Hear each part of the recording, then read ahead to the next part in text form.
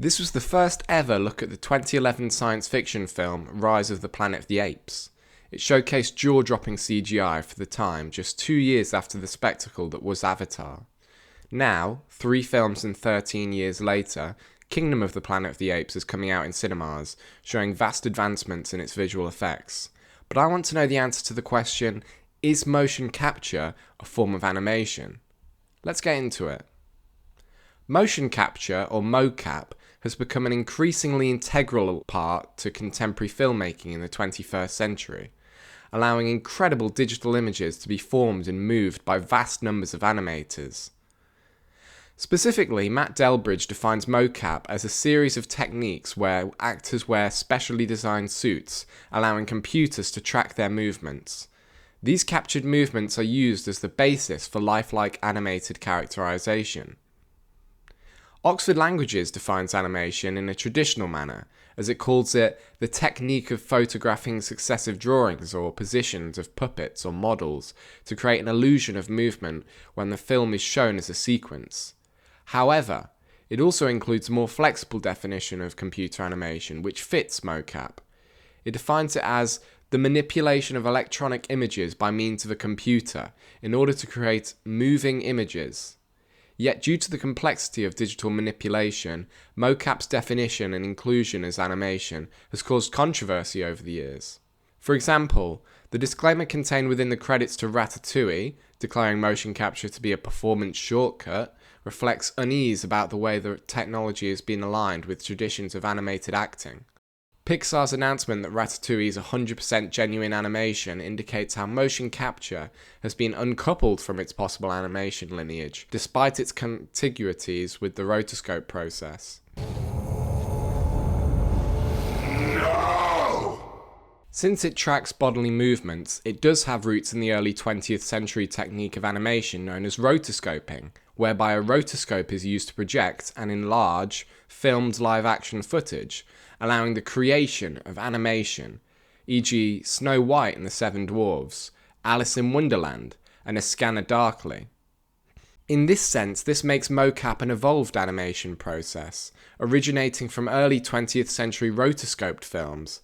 As stated by Tanine Allison, instead of drawing a divide between analog and digital forms of representation, or between indexical and iconic media, we need to be attuned to how these various techniques and technologies overlap, influence each other, and intermix.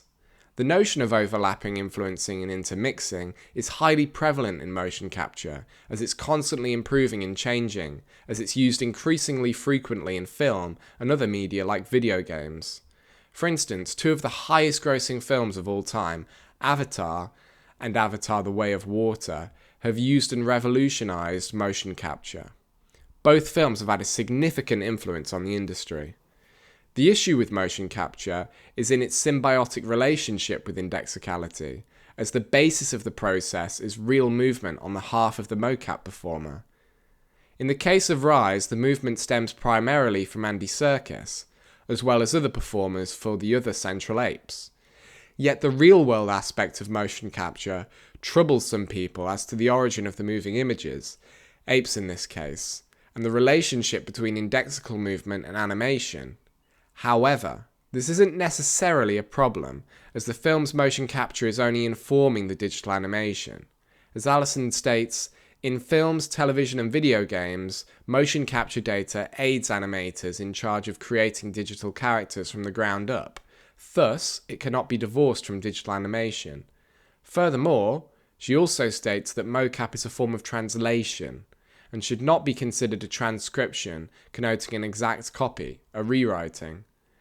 Motion capture in practice is a messy process, rife with illegible data, inconsistencies, and errors. This implies that animation is used to clean up and tidy the messy process of motion capture, that makes it a broader translation, as opposed to a transcription. Together, this shows that motion capture is a form of animation, rather than being a new technique without ties to previous methods. However, it could be argued that motion capture differs from standard frame-by-frame animation due to its lack of stasis.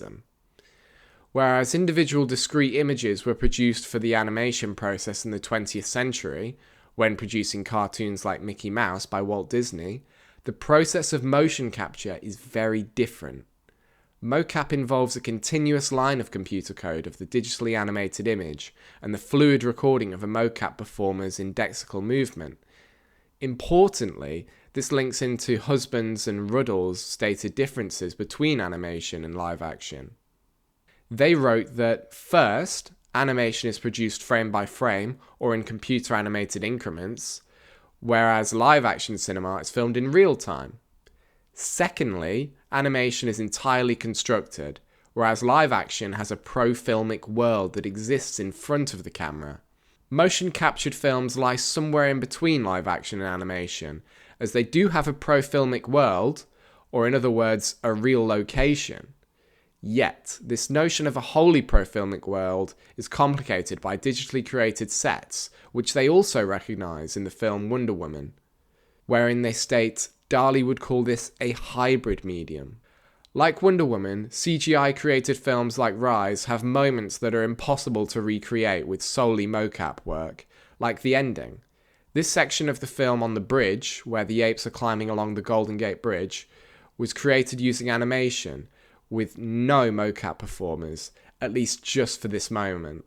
From breaking motion capture boundaries on the DVD's Blu-ray release, it states that there are larger ape crowds using fully digital animals, animated using Weta's Move library. Furthermore, it adds that the Golden Gate Bridge set used both a physical set, which was extended digitally, and a fully computer-generated model of the bridge.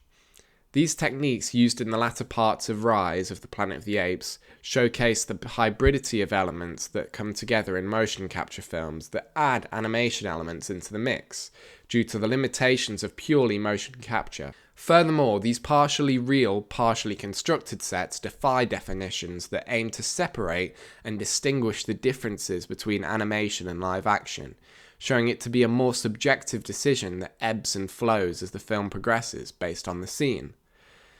These shots of larger ape crowds and the extended bridge are increasingly sophisticated due to their resolution quality, making it indistinguishable from the close-ups of motion-captured apes.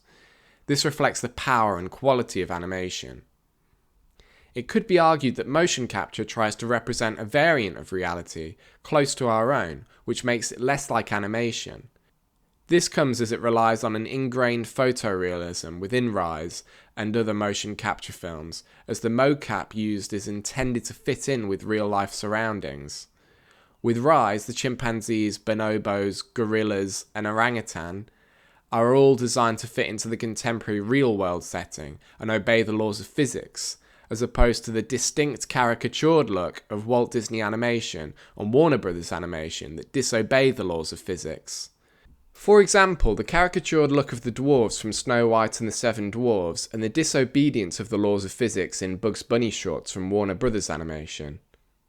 Additionally, animation progression is usually lateral rather than steadily improving. By lateral, I mean that each of its incarnations are equally unrealistic and imagined, as it's situated in a world of fictional stylizations, whilst mocap gets progressively better and more realistic. Realistic in the way that the computer-generated model interacts with light, the elements, shadows, and other characters, as well as sharing certain human features, like Gollum's skin or hair, for example. Therefore, mocap performances are typically judged by the translation into the digitally rendered image, and is compared directly to past examples of mocap, or the real-world equivalent. For example, the noticeable difference between Final Fantasy: The Spirits Within and the adventure of Tintin's depiction of humans. Evidently, this reflects that mocap gets more photorealistic over time, giving it more recognition, separating it from the aesthetics typically associated with animation, as it gains invisibility. This invisibility is built upon year by year as more animators and more sophisticated software are used by studios like Weta Digital, who oversaw Rise, as they construct more lifelike images. This notion is reinforced by the senior VFX supervisor of Weta Digital, Joe Lettery, who has said that it would have been impossible for us to make this movie a few years ago. This contrasts with traditional animation, as what sets animation apart from other mediums is our ability to exaggerate reality, to push it farther into a more fantastic and ultimately entertaining version of reality. Further, they add that good Disney animation is not about copying real life. Good animation is about caricaturing real life. It is life plus. This exaggeration of reality to make life plus separates Disney animation from motion capture, as the characters of mocap tend to exist in somewhat familiar worlds that resist entering an entertaining version of reality, and instead combines some elements of the fantastical with real world to create a new blended fusion of the two. For example, from the Planet of the Apes series, the majority of the films focus on both humans and CGI apes, achieved through motion and performance capture. Rise is also a landmark film for technological improvements. As Serkis stated, this is the first film that uses performance capture on a live-action set. For the entire shoot, we were fully integrated into the live-action shooting. On top of that, he adds that it's come to the point where it really isn't any different from live-action acting. This adds another form of technique into the mix, as performance capture, PCAP, combined with motion capture, gathers the facial, emotional response, and physical movement of the performer. The variety of techniques used shows it to progress beyond a singular definition of just animation to an amalgam of parts.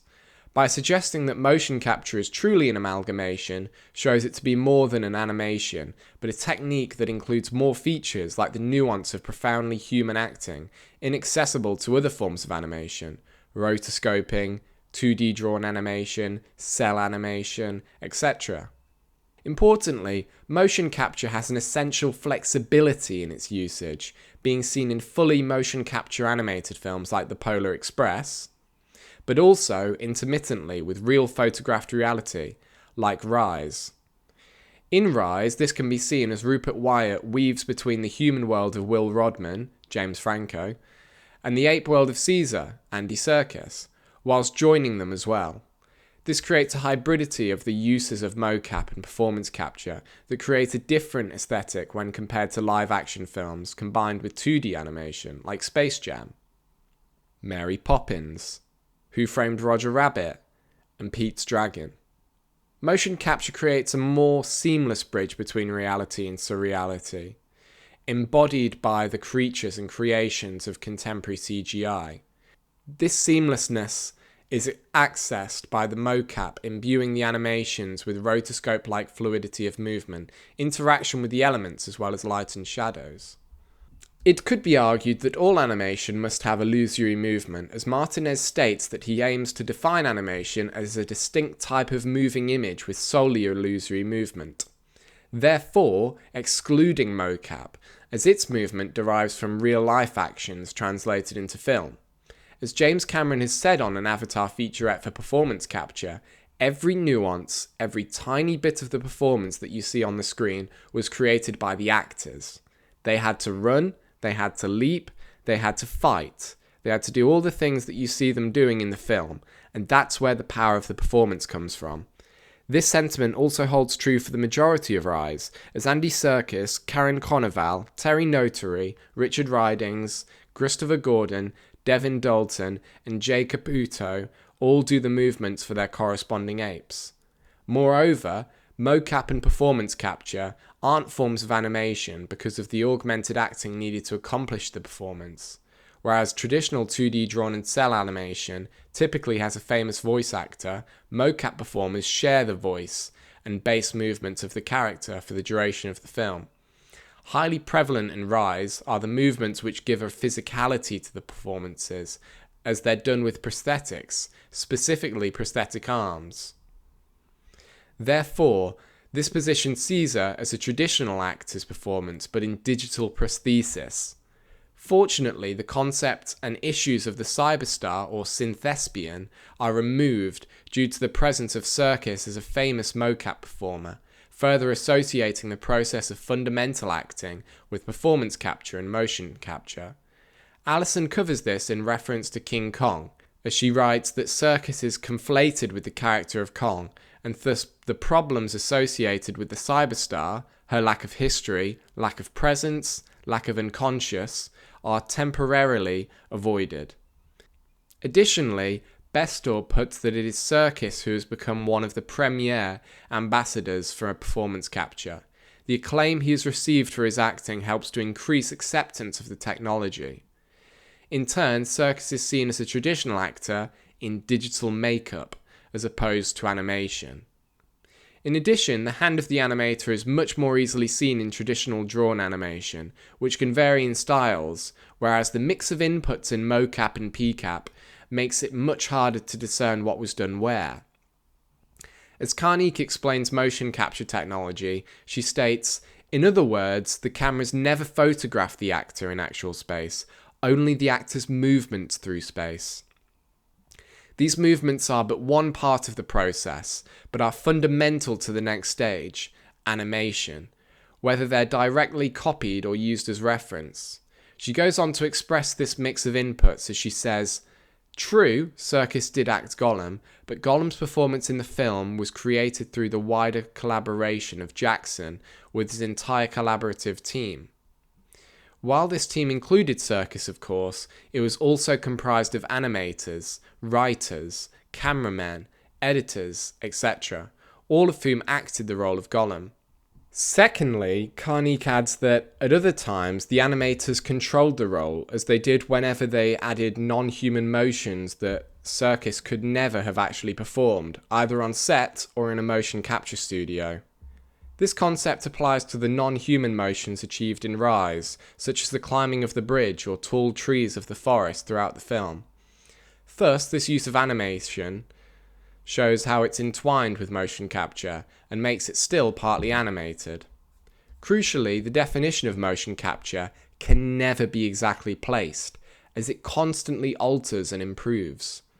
In 1997, Philip Denslow made a point that is still valid, that a single definition is incomplete, and that no matter what definition you choose, it faces challenges from new developments in the technology used to produce and distribute animation.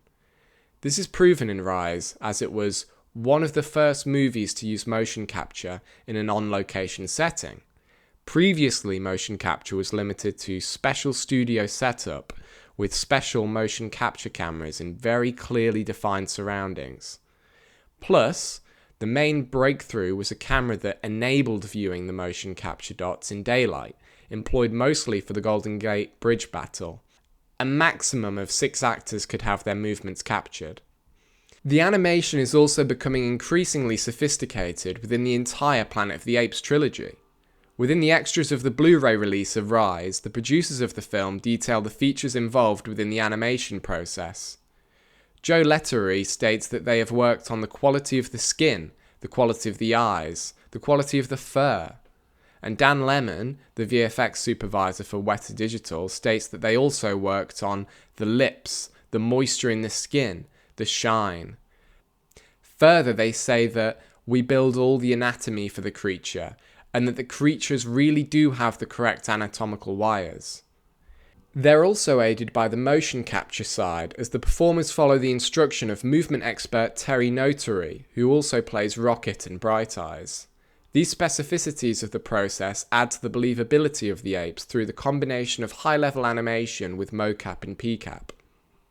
Lastly, the concept of animation is further exploded by motion capture through the improvements recorded across the Planet of the Apes trilogy. Animation has now moved from a wholly indoor activity to a mix between recording outside and developing the footage inside. This is explained in the behind the scenes of Wharf the Planet of the Apes, in Weta Breaking Boundaries, as they say, on Rise it was very much the first time that we were shooting out on location, and on Dawn that was taken further out, away from the studio and out into the wilds, really in 2 very inhospitable locations, and then again with War into the elements, not just rainforests, but into snow and very, very difficult weather conditions. Crucially, this displays the progression across a 6-year period in terms of contemporary animation through the medium of motion capture, showing its difficulty to define clearly. Overall, I believe motion capture is a complex form of animation, yet defies many of its defining characteristics, as I have discussed. Motion capture defies the statism of animation, whilst constantly changing where and how it's applied as the technology improves. This was evident in the Planet of the Apes trilogy's use of motion capture outside, in the elements, and later in other hostile environments such as snow. Yet, however far motion capture strays from animation, it still stays ingrained in the process through the non-human motions cleaning up of illegible data, inconsistencies, and errors to amend its look and the constructed digital sets used alongside the live-action pro-filmic world. Furthermore, contemporary motion capture and performance capture has also been viewed as a strand of traditional acting, but with digital makeup. In turn, it creates a more realistic creature, in this case ape, than other methods, and defies the caricatured looks of animated characters that go against the laws of physics and form life plus, e.g. Disney animation and Warner Brothers animation. All of these points demonstrate the multifaceted, hybrid nature of motion and performance capture, which makes it a specialized and unique offshoot of animation, originating from rotoscoping, and which continues to excel and improve into the future, avoiding a concrete definition and classification. Thanks for watching, and if you enjoyed this, remember to like and subscribe. Bye!